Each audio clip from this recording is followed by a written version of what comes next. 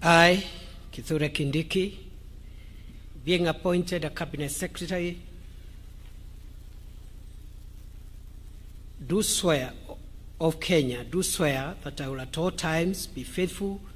to the Republic of Kenya, that I will obey, respect, and uphold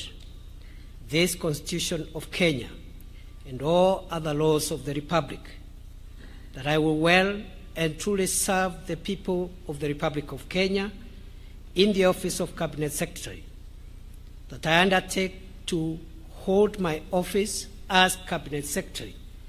with honor and dignity, that I will be true and faithful counselor to the President for the good management of the public affairs of the Republic of Kenya, that I will not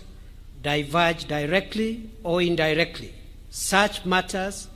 as shall come to my knowledge in the discharge of my duties and committed to my secrecy, except as may be required